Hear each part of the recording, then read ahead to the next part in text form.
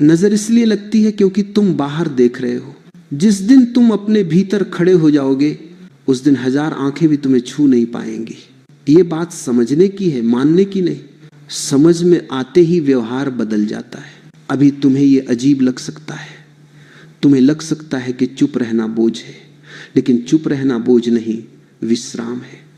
चुप रहना अपने आप को समेटना है। चुप रहना अपने जीवन को सुरक्षित करना है। जो व्यक्ति बहुत बोलता है वह बहुत बिखरा होता है।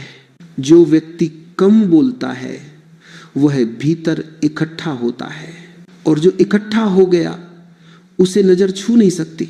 यह पहला सूत्र याद रखो।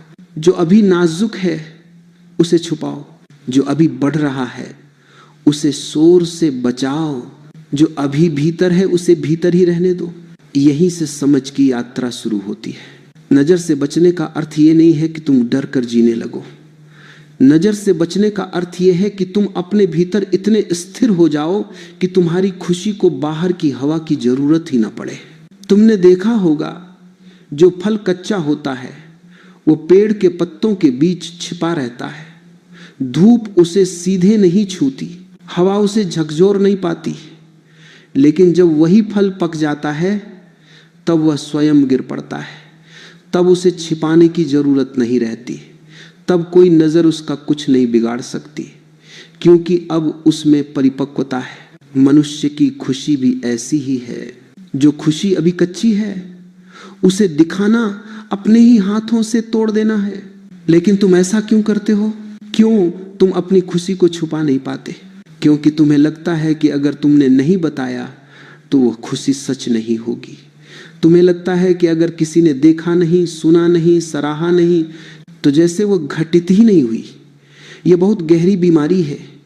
ये बीमारी बाहर से मान्यता पाने की है। जिस दिन तुमने ये जान लिया कि तुम्हारी खुशी को किसी गवाह की आवश्यकता नहीं, उसी दिन नजर का प्रभाव समाप्त हो जाता है। ध्यान रखना, नजर का सबसे बड़ा द्वार तुम्हारी जुबान है। तुम बोलते हो और उसी क्षण तुम अपने भीतर की ऊर्जा को बाहर कर देते हो। शब्द केवल सूचना नहीं होते, शब्द तुम्हारी चेतना को ढोते हैं। जब तुम किसी से अपनी खुशी कहते हो तो तुम अपनी चेतना का एक हिस्सा उसे दे देते हो, और हर व्यक्ति उससे संभाल नहीं सकता। कुछ लोग होते हैं जो सुनते हैं लेकिन भीतर कुछ और चलता है। उनके भीतर ईर्ष्या उठती है, चाहे वे उसे स्वीकार न करें। उनके भीतर तुलना उठती है, चाहे वे मुस्कुरा कर बधाई दे। यह सब बाहर से दिखाई नहीं देता, लेकिन भीतर घटता है।